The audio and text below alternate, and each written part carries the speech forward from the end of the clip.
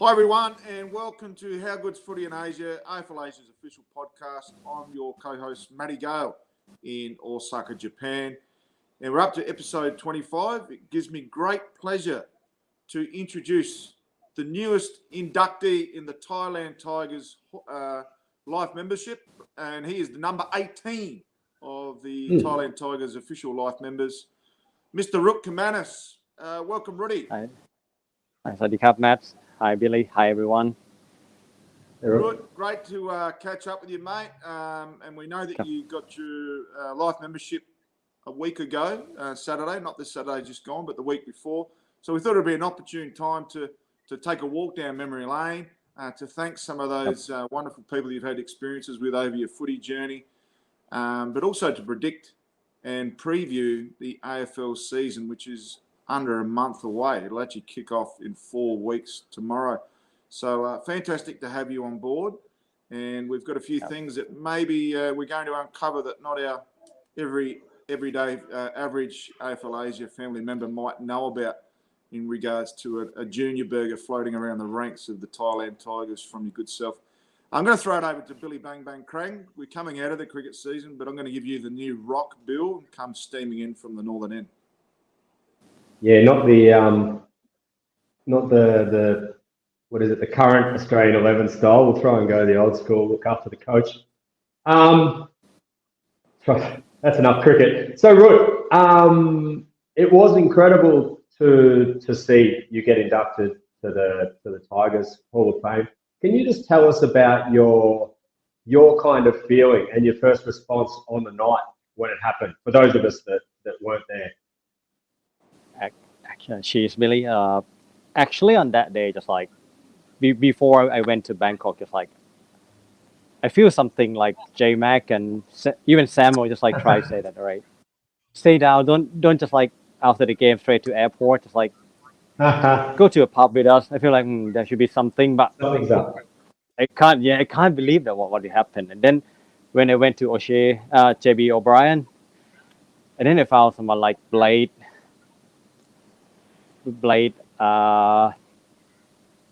who else? Coach Dogs walk in, and then Hendo walk in. Oh, there should be something about, got to be a big one. And then Samuel and Jessa and Bear gave a good speech, talk about someone who fly from Chiang Mai to Bangkok, play footy. It's about me. Wow, it's quite, for me, it's a bit quite early at this stage when I look up to those 17 and someone else who haven't inducted yet, but for sure they will induct in the future. This is a great honor, and it's too fast for me to be a life member. Yeah. So on the night, how was your response? Were you able to speak, or how did you take it in that moment? Speechless. I feel like Bear, Jessa and Sam already talk about myself, everything that they complete on that speech already. So I feel like I have to say thank you to everyone, but probably I spent 2 hours for that. So I do a short speech. Yeah, so I feel like it's just not about myself. It's about the club, everyone who involved, just like from the first president, first coach, teammate, till now. So far, they are all important for me. Yep. So that was actually something I was going to ask, but obviously to be recognised like this, your journey with the Thailand Tigers is quite a significant one. And one of the greatest things about footy in Asia, but also footy in Australia or anywhere, is the people that come with a footy club. That's what, that is the magic. So can you tell us about, in your time with the club, some of the people that have been the most influential? You mentioned the guys like Samo and Jezza. Can you just run through a few of those massive kind of figures in your time with the Tigers? First, the first guy I met in this club, and I should mention him, is Jezza, Gerard. For me, just like he's a guy who he cared of everyone. He took care of everything. Something maybe you just look over, but for Jessa, it's a big thing as a footy club, as your mate, as a member. Just like the first day when I went to the club, I knew nothing. I know everyone, but I saw him just like mark the ground, set up the post, and then I asked him, "This is the ground that we play footy." He said, "Yes." And then he talked about, "Oh, you know footy?" I said, "Yeah." "Oh, you're the guy who sent an email to me?" I said, "Yes." Right. And then he introduced everything and bring me to everyone, just like maybe he's a good player, and actually I'm not.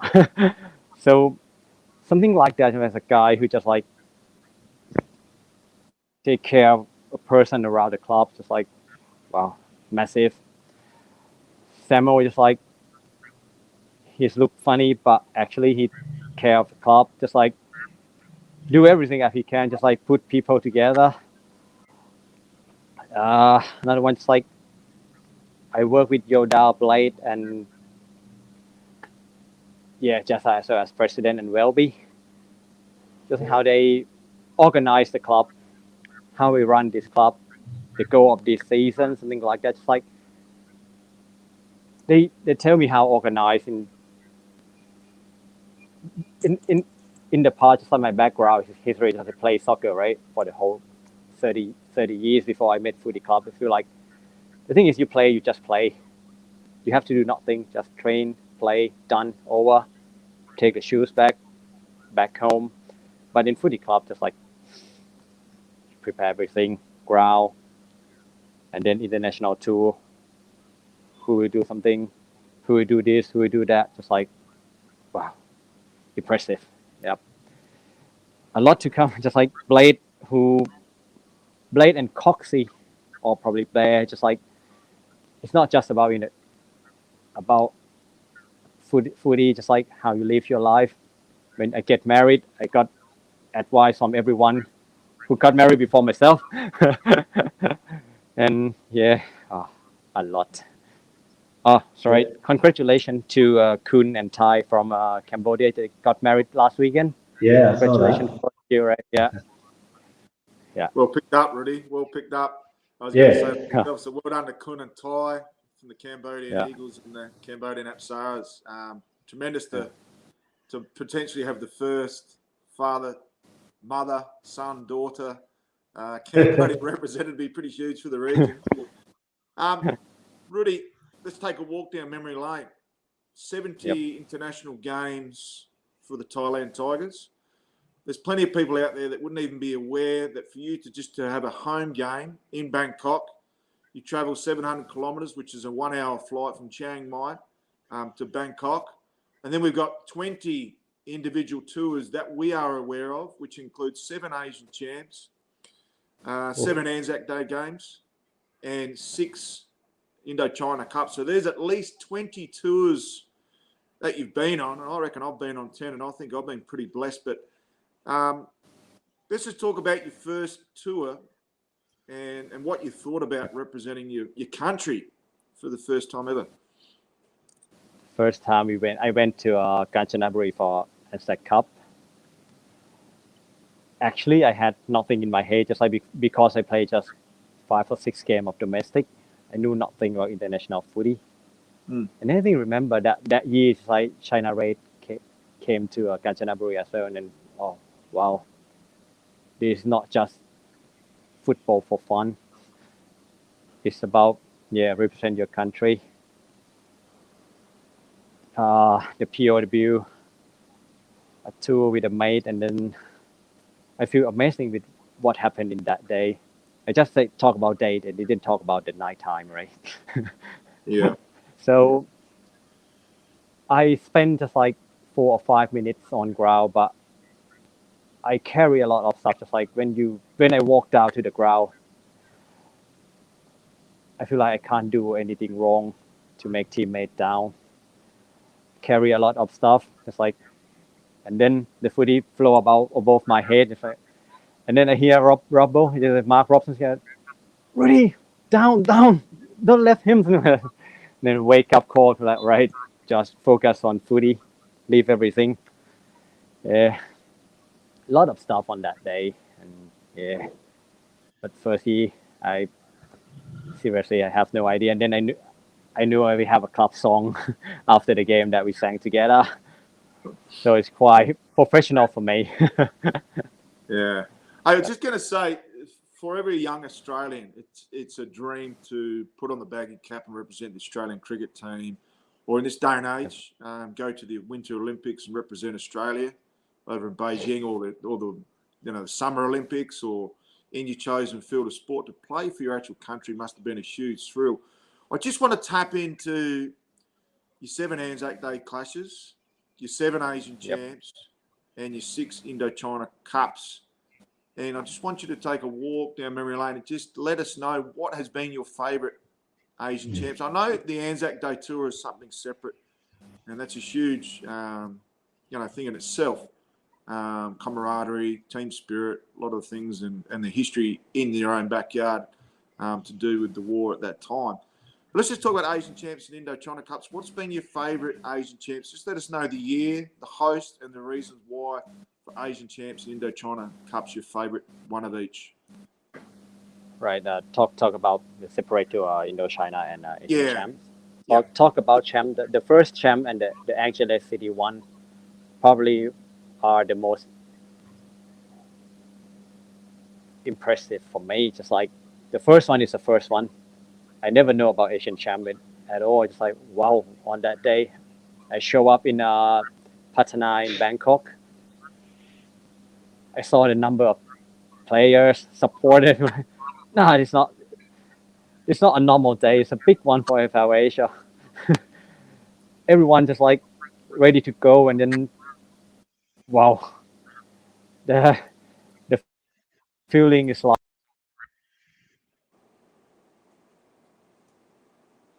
You lost your go mic. up. And like someone rang in, probably a delivery company. Leave them. Yeah. On that day, just like you feel the pressure, you feel the high intensity, you feel everything. Just like you throw everything for that day. You want to win the game. You want to make top 4 on that day. Just like, wow. And for me, that in terms of the club, I feel the Angeles City one is quite probably my base Asian champs. The thing is, not half the club. 80% of our players arrive Angeles on 3 or 4 o'clock in the morning. And the tournament begin at 8.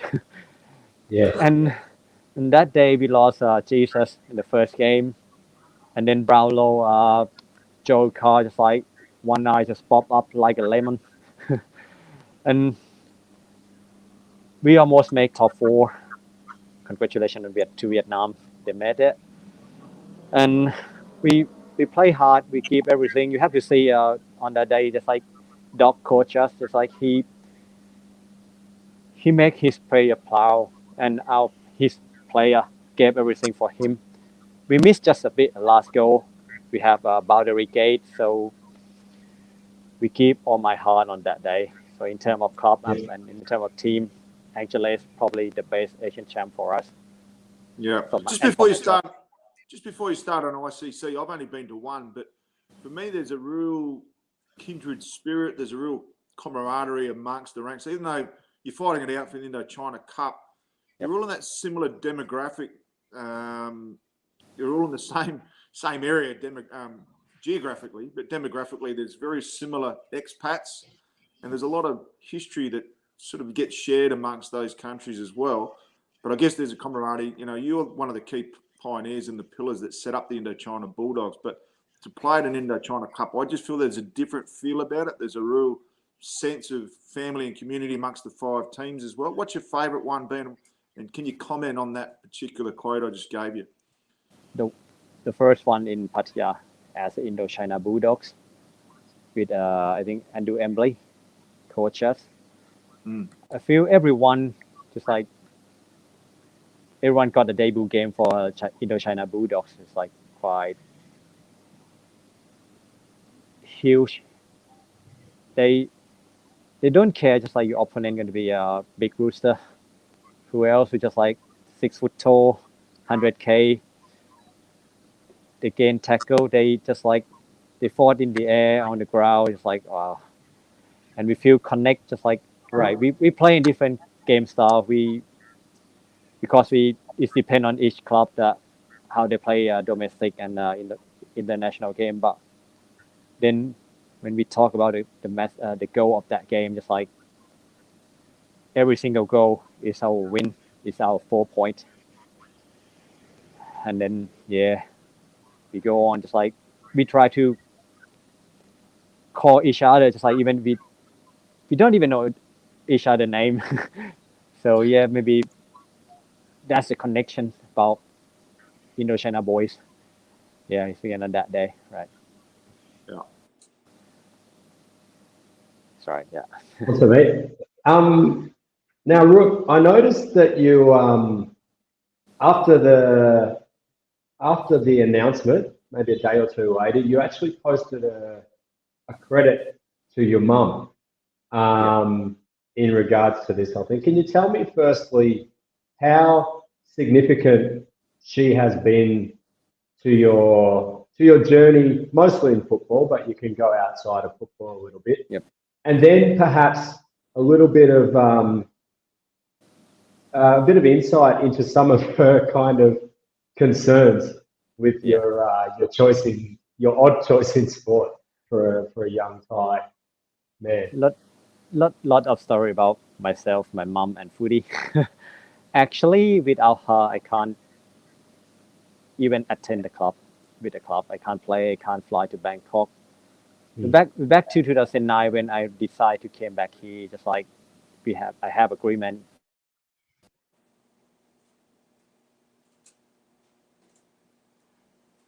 Yep. I'm back. It's all right. Yep. Everyone here. The thing is, I told my mom just like, give me a word every single year. I have to go back to Melbourne once a year. She said, all right, okay. They're going to keep calling back.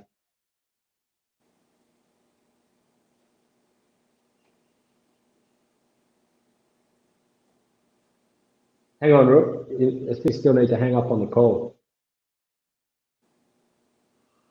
Busy man. Oh, those delivery guys, once they... Is it old mate Uber? It's giving him the crack and whips. I reckon it's dropping off a box of pills or something. Yeah, pharmacy's calling, I think. Oh, there he goes. He'll join back in a minute. Bill, looking forward to doing a bit of a preview of the AFL season coming up. Like I said, I think there's about kicks off 4 weeks. I'm back in. Yep, we're back on there. Yeah. Right. Sorry about that. I tried to cut off the line. Back to 2009 when I came back, just like I told my mom, just like I have to go back to Australia every year. All right, we have agreement. And then 2011, I found a footy club. I told my mom, right. Everything changed. It's like every Saturday I go to Bangkok for 5 or 6 hours, play footy, and then no more Australia. Done. She said, all right, it's better. And then the first week before I fly, she's like, Mom, tomorrow I play this game. I show the footy for her because we sit together next together.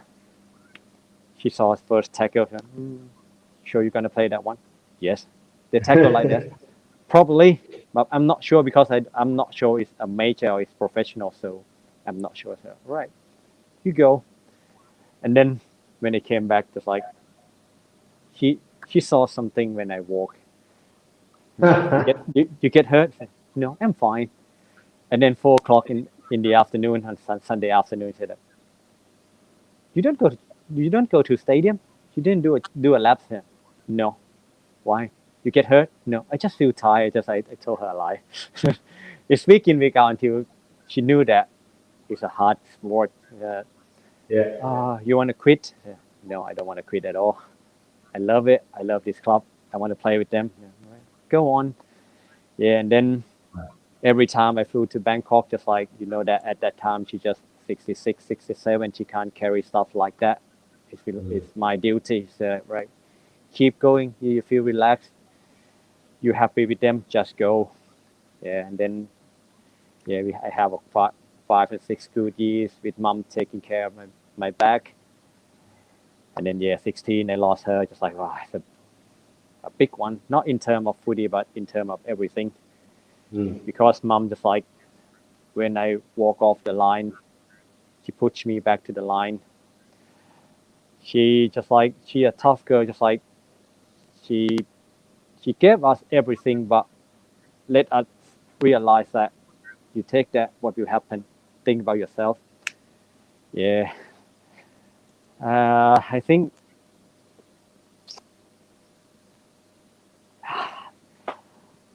for myself, mom is a role model for me in every single stuff. It's like, keep working hard, but do it smart. And keep your word, whatever you say, you own that word. Don't, when you give a word to someone, you have to keep that word all the time. Don't forget who helped you. If you have a chance to help them back, do it for them.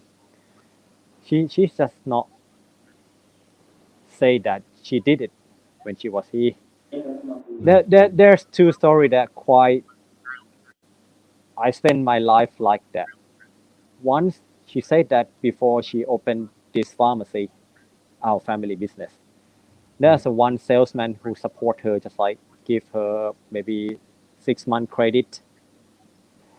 And then one day when they get old, that salesman just like, he broke. He stayed in a public home care when he was 60 or 70. My mom just like straight to him when she knew that, and she paid a salary for him. And I asked her why. He said that, remember, if that guy didn't help us, we can't open the door to this business. Maybe he helped us just 10 or 20,000, but think without that day, we can't come to this stage. He gave salary to that guy. Even he changed the public home care. Wherever he go, my mom just follow him, transfer money to that home care, and then just like tell that guy, this is our money. Use his money. Use it. Whatever he want, just ring me, call me. I will help. The second one, just like my mom work in a property management. One thing, she sold a free land to a guy, just like quite, it's not that expensive. And then there's the next guy come to her, just like maybe double up or triple up the price. And she said that, sorry, I can't do that because I already told that guy, sell it for him. Whatever you gave me $1 million extra, I can't accept that because I already have agreement. So I keep my word. Just like, and then my mom introduced that guy to the first one. And then just like that free land didn't pass from my mom. Just like they have another agreement from that guy to the first one. The price just like 24 up from my mother. My mom just said that she smiled, just like, yeah, that's not my luck. I don't care. Seriously, she's like that. He said that if that land just like belonged to me, I can't ask the price like that. Someone gonna say that I'm insane. So I'm happy with that guy. And then that guy came back just like with the bag of probably a cash like that. Passed to my mom or something. No, that's not my money. I don't care. You keep it. It's not my luck. Trust me. Yeah, that's my mom. That's why her shoe is quite big for me. Rut, you really appreciate your honesty and almost really emotional at times talking about your mother and the big shoes that you're saying you have to fill. We're going to swing it a little bit. Now, there's many, many memories that have been created and the philosophies and the stories that have been handed down from your mother. You're about to create some history of your own. You and your lovely wife, Pucker, have got a baby in the oven, a child that's going to be reared at some stage this year. I know that you've been trying to have children for some time, so it must be a huge joy and delight for both of you that this announcement's been made. But let us know what the real Rutkermanis is feeling. Are you pretty nervous, mate? Do you have anything in mind? Is it going to be a boy or a girl? Is it going to be a future tiger or a tigress? Let us know what fatherhood's going to mean to you. ขอบคุณครับ She's my Melbourne. No, sorry, his name is Melbourne. Nickname is the Bond. Seriously, even my girl disagree with that, but it's already like that. The due date is 8th of August, but probably from 15th of July he will come. I feel I can't explain in a word, but the first day that we make sure that we have him, just like it's quite. I cry in front of the doctor. The doctor said, "Oh well, that is quite emotional person." But mom is just like she just smiled, like all right. Let I give you something, some story. Just like before we got him on the day that we beat Brisbane on final series, we lost the first one.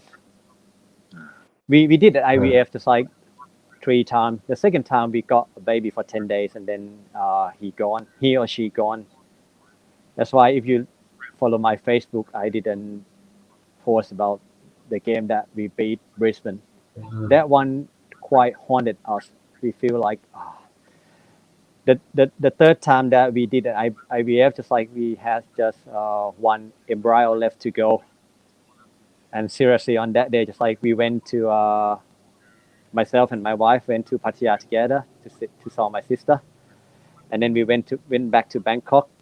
My wife went to hospital to take good care of her mate who had a quite bad illness, and myself, I wait for Saturday morning play footy with the Tigers. So my wife straight back to Chiang Mai on Saturday morning. I play footy on midday. After the game, I rang her just like,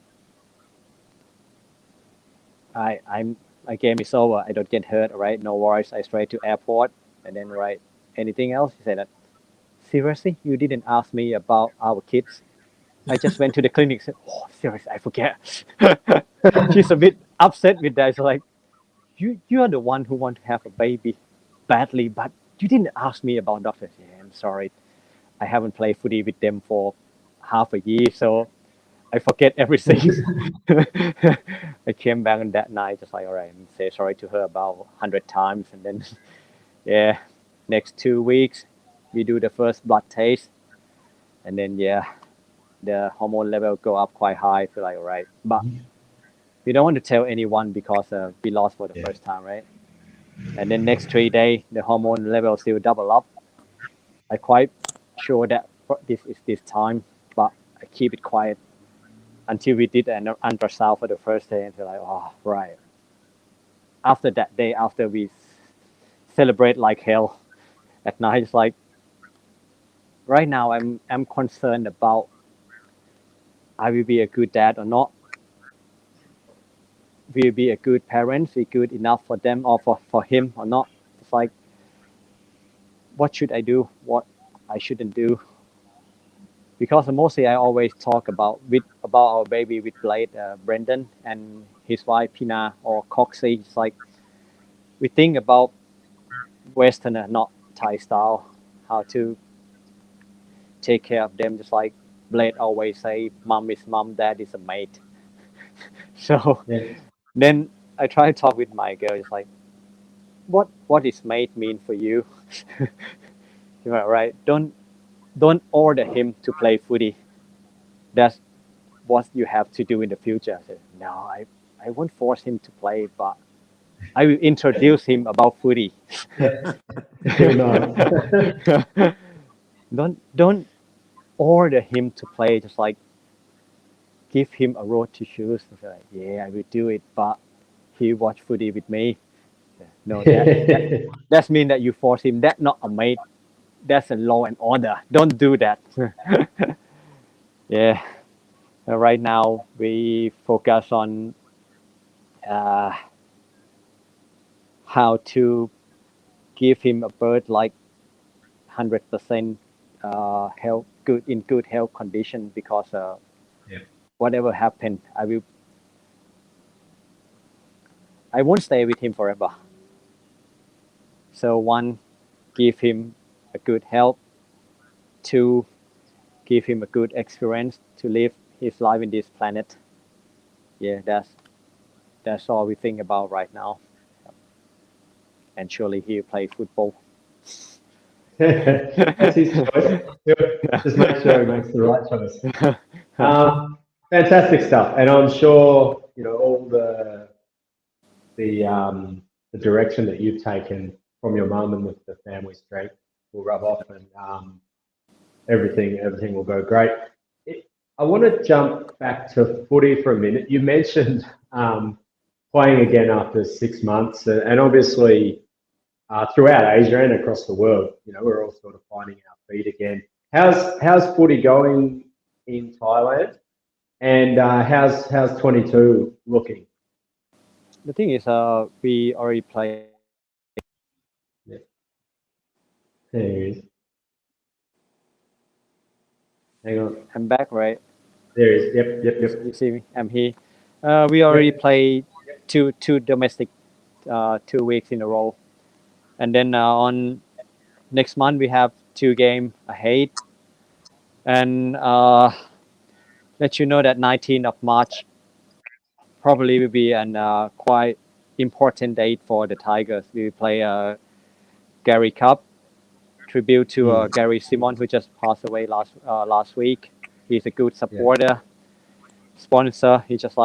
He gave a lot to this footy club, so we tribute to him on that day. And look ahead to April this year. We will have ANZAC Cup. I'm not sure that will be domestic or international, but at least everything is back on track. Yep. And we still have something on our schedule after mid-year. Hopefully, ICC will be a good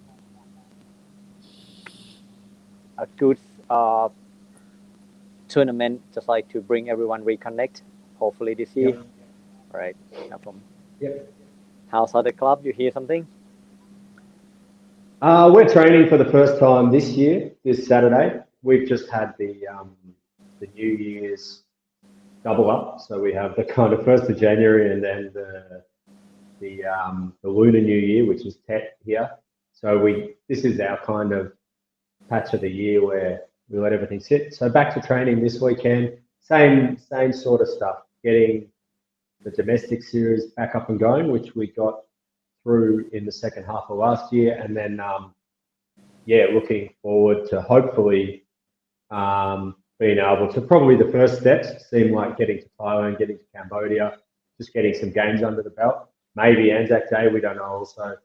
And then go from there. Everybody's sort of tentatively looking at chance Indochina. Is there going to be a chance? So fingers crossed. I guess everybody's optimistic, but you can't afford to be too optimistic these days. Yeah. All right. Just talking about that, we've got some talk out of the Thailand Tigers about their next game coming up, and thank you for mentioning that, Rut. And thoughts go out to the Thailand Tigers family after the recent passing of your sponsor there. And thanks, Bill. That's probably get the point. We'll go around the ground. So we just heard that the Vietnam Swans will recommence training or kick. That's Saigon. I think Hanoi's been more active for the last few weeks already. Yeah. So obviously, Tet will. You can go one of two ways, Bill. You can breeze on through to the other side. That's what we hope and pray that happens over in Vietnam. But if it's anything like the Japanese New Year, we went from 3,800 active cases on New Year's Day. Fast forward to last week, and we were 980,000 active cases. So things can go like wildfire pretty quick. So let's hope that as the region is recommencing football-wise, that things can. There's plenty of blue skies ahead. So let's just go around the grounds. The Guangzhou Scorpions have just had their first training past the Chinese New Year last Saturday. So great to see them out and about. They've actually got a really solid amount of female footballers, and if all things go to plan, they could have a China Reds team at the AFL Asian Champs. It's something that we're really looking forward to seeing happen, given they've got a good blanket of footballers there and a platform in Guangzhou, but they've also got some footballers in Beijing, and hopefully it'd be good to see Shanghai back out and about over the coming months as well. Just over in the Philippines, really impressive statistic. They had a 20-month hiatus, and definitely the most affected club in Asia with the pandemic. They slotted away 7 weeks of training prior to Christmas, but they had their first outdoors training in 2 years last Saturday, which is phenomenal. It'd probably be the biggest break in training or playing right across the globe, I would imagine. Obviously, the Thailand Football Frenzy, or the Footy Festival that took place a couple of weeks ago, was tremendous. Great to see the females back out there in Auskick all on the same day. That was outstanding. Jakarta Bintangs had their Australian Day festivities in the first week of February. Brilliant to see them have a curtain raiser on 2 different grounds. They had a local orphanage and another school play off against each other in their first ever domestic female game. First time in 3 years that the Jakarta Bintangs have overcome the local Indonesian Garudas, so that was an enthralling clash. Very, very wet and muddy in the nation's capital of Indonesia, but much the same. Great to see footy there. Haven't heard much out of the Bali Geckos this year. They're a little bit sleepy this time of year on the island, but suspect there'll be things happening very shortly, particularly with given the strike and start. What's it called? Strut and shuffle. Anyway, Jack's up and about, so he'll be fit. So he'll be fit whenever there's footy to be played. Yeah, we'll get Jack on again soon. Just a bit of an update as to what he's doing with his program and initiative. Malaysia kicked off. They had a boot camp on the weekend. I'm not a massive fan of boot camp, but their AFLW team is the reigning AFLW champions from 2019. So 3 years they've been able to hold on to that mantle. Hopefully we get an opportunity to match that up later in the year with an Asian chance, but that's to be seen. Big one lately is the AFL Pakistan Interleague tournament, which they had in Islamabad over the weekend. 8 teams. Not sure if I can pronounce this correctly, but Parachina. It's actually 110 kilometres from the capital of Afghanistan in Kabul.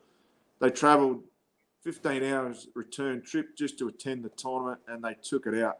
So it was planned for a 3-day tournament plus finals. They abandoned that tournament schedule and went for a knockout phase. So Parachina took it out on Sunday, and they're the first ever interleague champions of Pakistan. Pakistan have had to push back the national championships on 3 or 4 occasions over the last 12 months, and finally got that tournament, and it was a raging success. Did you say they came from inside Afghanistan or close to the border? 110 from the border. Not from the border, from the capital. So they're actually close from Kabul. to the border. The closest city within Pakistan to Afghanistan. But Kabul is on the other side of the mountain range. So basically there's a mountain range that splits the 2 countries. And that's the closest city to the border. So that's phenomenal in itself. And our Facebook is absolutely blowing up with support from the AFL Pakistan family. So big thanks to Inam ul-Haq, our favourite son there in Pakistan, has given us a plethora of information over the weekend. So thank you to Inam, and unlucky to the Islamabad Tigers, who bowed out in the semi-finals, accordingly to some umpiring decisions that didn't necessarily go.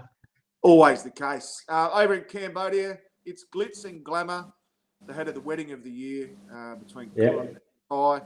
We suspect that they'll be back on the field very shortly. They've had their Oz kick up and running for several weeks now, and really good work there as they're gathering momentum over in Cambodia. Suspect that there'll be some footy played out of there soon.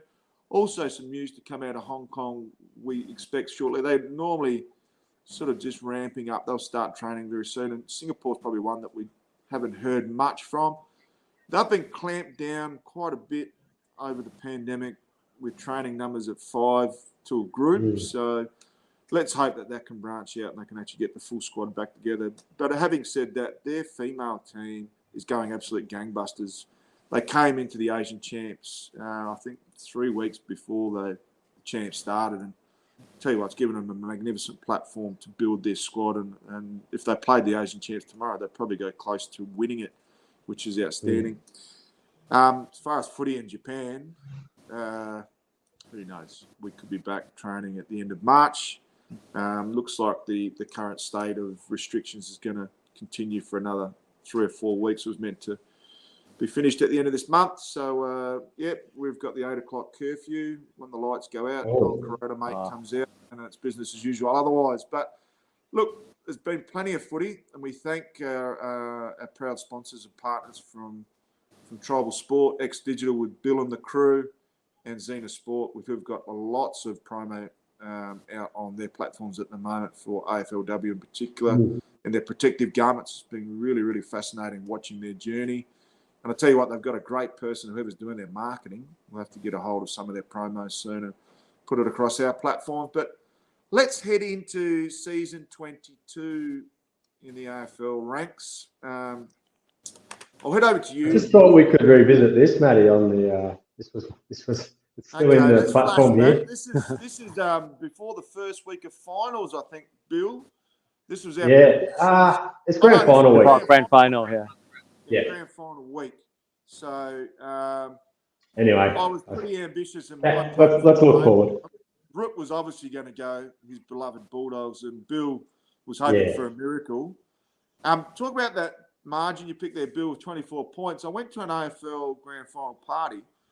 There was a bit of a divide as to who was going to go Bulldogs and who went Melbourne. For those that went Melbourne, there was 4 of us out of the 7, and one guy picked the margin at 24 points. It was closest to the pin. He also picked Clary Oliver for the Norm Smith. So he got the margin because he was closest to the pin. He got Clary, and we had some other things that were sort of stats driven, and he won that as well. So he cleaned the pool. But just to go over last year's results before we go into our predictions and our summaries and our previews, Melbourne finished on top of the ladder, followed by Port Adelaide, only 2 premiership points behind, so a draw. Melbourne finished in front of them. Geelong were in 3rd. Brisbane rounded out the top 4. The Bulldogs come from 5th to make the grand final. Sydney bowed out in the first week to their Greater Western Sydney counterparts, and Essendon got blown away down there in Tasmania in the first round against the Bulldogs. So from places 9 to 18, West Coast, they were a bit of a non-event in the second half of the year. So on 40 points, we had West Coast, St Kilda and Freo. Only a percentage separated those 3 clubs. Richmond just basically put the white flag up in the second half of the season, which correlated with Dusty Martin's kidney injury. They finished in 12th. Carlton and Hawthorn both registered 8 wins for the season in 13th and 14th. The bottom 4, Adelaide, Gold Coast, 7 wins apiece. Collingwood with 6 wins in second to last position. The Wooden Spooners were Eric Kerrickson, Kero's North Melbourne with 18 points on the premiership table, which was 4.5 wins. I wonder whether he has got a tattoo of the Adelaide Crows on his backside. I doubt it to this point in time with his bet with Jakey Norris. That's right. So that's the season in its entirety. Remembering that Port bowed out in straight sets. Geelong got across in the first. They lost their prelim and won the second. But yeah, other than that, it was pretty disappointing. Brisbane Lions again, and Port Adelaide bow out in straight sets. But Melbourne and the Western Bulldogs were all the rage. And for me, without going into great detail before we send it over to Root, I'm going to lock them away as 2 top 4 teams for season 2022. Root, we'll head over to you straight away. You've got all the notes there. Bill's scampering to get his together. I'm trying to plug in. Rudy, you've got a thorough analysis on paper. Let's head over to you for your insights for AFL season 2022.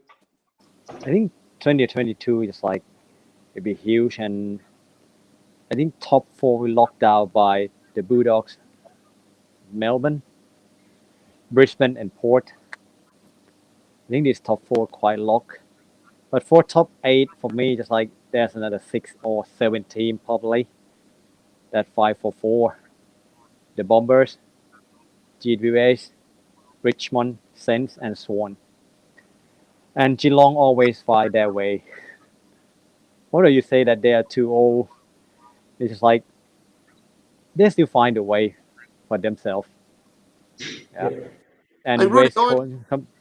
sorry to interrupt. I reckon you counted 9 teams in then. Who have you got dropping out the 8? I mean that there's the 6 team that 2 going to be dropped. It's like Swan, Saint, Richmond, GWS, Geelong, and Essendon. 4 will make it, 2 won't make it. And top 4 is locked. Yeah. Yeah, so you've got 10 teams going into 8, is that correct? Yep. Yeah. And who's dropping out? Essendon and Sydney? I think Essendon, Sydney, and Saint one will make it. Okay. That's pretty similar to me. Yeah. Who's your... Actually, we'll go over to Bill, then we'll go into our big rises on the ladder without the top 8. Bill, who's making the 8 and who's dropping out for you? So I had, I've got a top 9. Lucky you ran through last year's 8, or I would have had the Lions not missing, but just non-existent. Yeah. So I just clean forgotten them.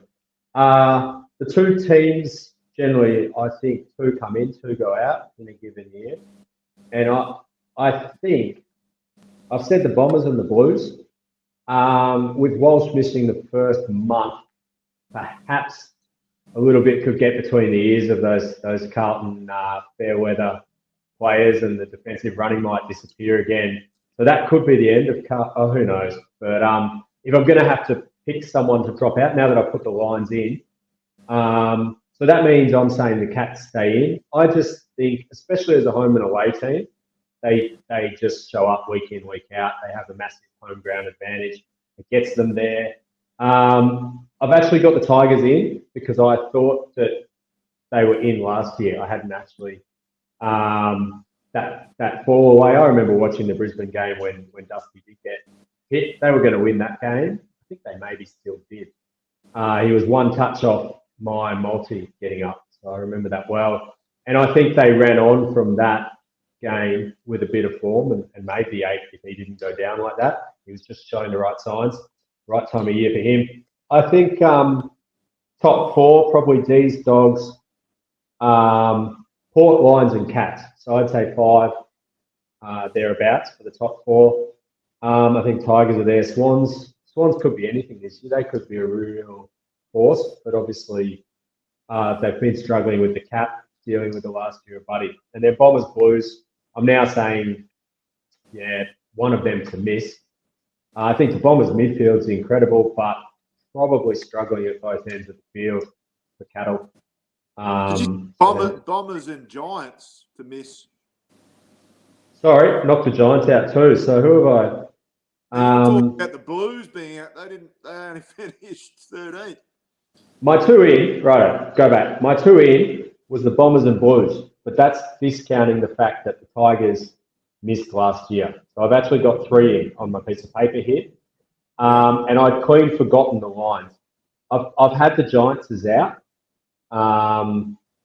Probably pretty short-sighted, really, given they had that epic final against Sydney. But for some reason, they're just not getting a Guernsey. Eagles, massive kilometres. Yeah, they're the same for me. Yeah. We'll go into that in a moment. I'll just go to my 2 outs. So I think GWS and Essendon with my 2 outs. Essendon have actually got a better list this coming year. A lot of that will be dependent on injuries, and I think they might have second-year Blues under Truck Rutten. I think they snuck in last year and probably played over where they were at, and I think GWS a little bit the same. They got up in that final at home, but I think they were batting above their average. So I'm going to take out GWS and Essendon. I could potentially Keezy. Yeah, well, Keezy's still living with the baby Bombers. And my question to Keezy or anyone with Essendon is who kicks the goals and who stops the other team kicking goals? The midfield's incredible, but I just think they're a bit thin at both ends. they were using Cale Hooker to do most of it last year. And yeah, well, I don't think 2 metre Peter's going to win your premiership or make your top 14. That's just for me anyway. So I'm going to take out Essendon and GWS. I think Sydney is capable of potentially going top 4 or dropping out. Theirs will be dependent on injury. So I've got a question mark on Sydney. Geelong and Brisbane could drift, probably not out of the 8, but definitely drift within the 8. I've only got Richmond coming in as a definite. So it's up to St Kilda, Fremantle, then maybe North or there. That might be another year or two away from embarking themselves on a top 8 onslaught. But who knows with them? Carlton could. There's a massive could or should, but whether they can. But I'm writing off Hawthorn, Adelaide, Gold Coast, Collingwood, Northland. Those bottom 5 may change positions, but I can't see them staking any claims. But yeah, I agree with you, Bill. I think West Coast are in for a giant slide. Okay, so let's go into our biggest sliders and our biggest improvers up the ladder. Not necessarily making 8, but I think for me, West Coast massive slider. Richmond, the massive get on, buy some of their stocks. I think Adelaide will improve as well. I think they'll get around the 10 win mark, which sees them placed around about 11th or 12th, but knocking on the door for 2 years' time. But yeah, I think GWS, Essendon out, West Coast to slide, Richmond big improver, Carlton can improve, St Kilda, come on, Yoshi. Yeah. I don't know. It's now or never, or it's probably he's never. He's going to have another tough season, I think. Yeah, he hasn't got much here. He's lost a bit of bark up top, and he could lose a bit more this year. How the women going? You've got all the information written. Who's your biggest improvers and who's your sliders? I think that the biggest improve probably surprised everyone. Just like I think the Crows will show something this year. Yeah. I mean, they got Dawson from Sydney, right? That one is a good ball user. And you think the room of improvement of Riley O'Brien, Darcy Fogarty, Phil Thorpe, they are on the upside. But for me, just like for them, just like someone like Ben Key, just like underrated all the time. No one talk about him, but he's actually a good player.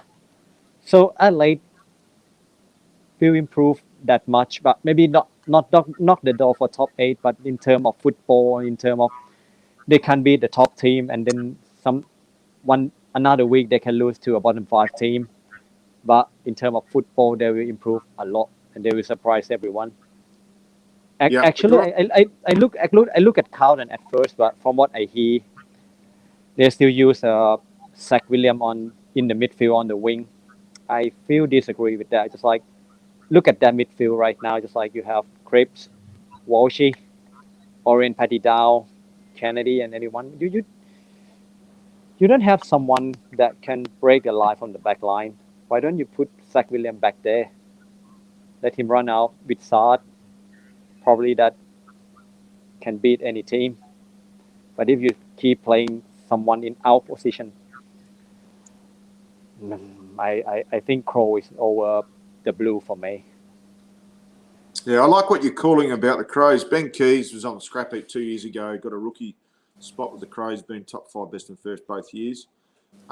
Couple of key ins. You said Dawson, but don't forget young Matty Crouch comes back after a year on the sidelines, and Miller hasn't played since 2020. So he's another big in, terrific ball user, and he's at that ripe old age where he's not make or break, but he's really got a lot of credit points in-house, but not much externally. Carlton, again, I think the big one for Carlton is one of my former, not so much teammates, played for the same club in Georgie Hewitt. He's moved over from the Swans. Yeah. That's the necessary grunt that club has lacked. They've had that on the back of Cripps and basically run him into the ground, and they do the same with Walsh if they hadn't got George Hewitt in. So he's a big unit that they need, and another midfield ball that they can add to their repertoire. Bill, who's your biggest improvers? Besides well, the Tigers are a bit of a given, because like I said, I think that just fell away. They weren't that far away, and then the season got the better of them. And the Bombers, really, they'd be the two. I'm happy to throw you another slider or just a disappointment. I don't have high. I won't be buying Hawthorn stocks. I don't think the coaching situation went too well last year. I think, I think they're in a square one rebuild now. So some of those guys that they've been trying to shop around for a couple of years and have failed to sell are now just going to have to see out their days, and the Hawks have got a fair way to go. So for me, they might really struggle. I just don't see. They're starting to build a formidable backline, which is always a good thing, but across the park, they've got a bit of work to do. Yeah. Brut, any other sliders your end? West Coast, too many off-field stuff for them. Just like they can't focus on ground. Not looking good. Yeah, and they think their midfield just like they need someone else. They need someone, the big name, adding into that midfield help. So I think this year West Coast a bit out my slider. Yeah, they gave a fair few draft picks for Tim Kelly a few years back. Yeah. Same player as he was at Geelong. Gave a war chest away, really. Yep. And then Geelong used the same war chest to get Pass the it late on. GWS. So it all comes in leaps roundabouts. So, look, just looking at this year, it's hard to go past Melbourne and Western Bulldogs again. There's always one side every couple of years that comes from outside the 8 that makes the top 4. We've seen it in previous years. We saw Brisbane a few years back. Port Adelaide have done it as well. I wonder if Richmond can jump from outside the 8 like Melbourne did last year and make that top 4. It's quite capable. They're quite capable. I actually gave up on Richmond. I thought, they're a little bit long in the tooth. The era's come to an end, their reign and their legacy, but I think they've actually got a lot of those. I think 5 picks inside the top 32. Got a little bit of extra talent back in, got rid of a little bit that was around the fringes, and they're actually saddling up very nicely for season 2022. So they could come straight back into the top 4. I think Port or Brisbane could drop out of the top 4. This is a make or break for Port Adelaide. Yeah. Brisbane have got another 2 or 3 years of having a crack. They're in the window of a premiership for another 3 or 4 years, but Port have got 2 years genuine left. Whereas Melbourne, the Bulldogs, their opportunities open-ended. Again, Sydney, if they're going to have a crack with Buddy at the back end of his career, he's in the twilight, but they've obviously recruited for the future with Logan McDonald. So they've got Sydney's going to be a really interesting watch. They've got a lot of players around 50 to 80 games that have been invested in their top line, first-round draft picks. So, yeah, they're going to be around the mark. But GWS... Yeah, I think that grand final from a few years back, they've just stayed around the mark, but I think it's their time to dip down. Let's go into a Brownlow favourite for season 2022. This is the hardest one, and this is when you want to jump on while the odds are juicy. Make sure you bet responsibly. Root, any Brownlow? Yeah. Let's give us one Brisbane Bulldogs player and one other player. The Bond. Yeah. The original Bond. Last year he dropped it in the last 2 games. The whole team dropped it. But another one, they should ask Billy, just like, you think we see the best of Petreka already or not? No, I think he can get more consistent still and will. So he's another Brownlow. I don't see him and Oliver winning a Brownlow in the same team. I just think it's so hard between those two. Given the age profile, everything, it's really tough when you're both just hitting your prime side by side. Bond's got a really strong supporting cast, but he's the star, right? He's the front man of the band. But I think with those two, it's a bit of a challenge. And every other week you've got, Lever having 10 intercept marks or maybe Fritz will kick some goals. Or I just think it's tough for him to actually Anyway, he can just collect Norm Smiths like Dusty. He'll probably be okay with that. Yeah. Brownlow Bill. Yeah, okay. I will say Bond was pretty unlucky last year, and I don't see him going back. But if the Bombers do step up, I'd say Parrish would be a good chance. He was attracting votes, I think, last year, from what I can remember. So that'd be my value pick. Yeah, my Brownlow medalist got injured yesterday, Sam Walsh. So I haven't got one yet. Yeah. He take a month's break, right? Yeah. No, not this time of year. No good. Okay. I think he's going to miss bigger the than first 4 half. weeks. Yeah. Yep. All Behind the 8 ball. A couple of breakout players.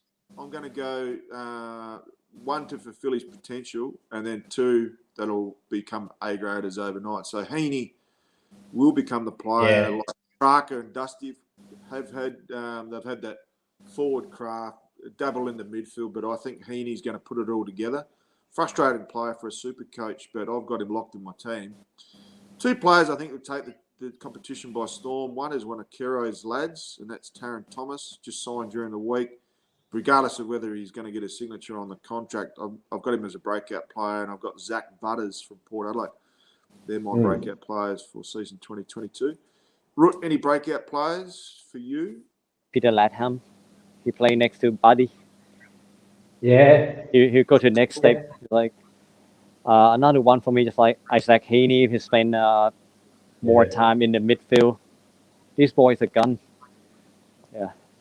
Two of them, got to have breakout years. I'll go to two. I reckon Matty Rowell comes back. Haven't heard much from him, which is probably good news. Hopefully his body's okay. And Brayshaw over in Freo. I think he was getting there by the end of last year. So if he gets a good run at it, Fife will probably still be in and out a little bit, which gives him the chance to really step into that role that he's going to take for the next 5-6 years. Yeah, I'm glad you mentioned that, Bill. I had him in my super coach last year after Rao got injured, ironically. And just after Walsh got injured yesterday, you could go Tom Mitchell as your replacement, but I'm actually going to downgrade to Brayshaw, which will give me a little bit of flexibility with my rookies. I had him last year, and I think he'll add another 15 points, but he'll be the standout midfielder. He's really struggled with having a tagger.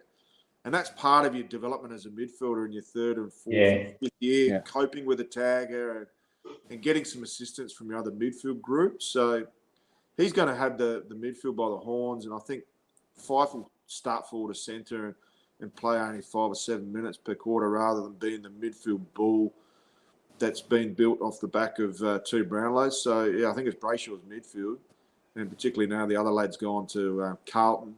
It's his time to press in if they're going to be any good anyway. Before we finish up, wooden spooners.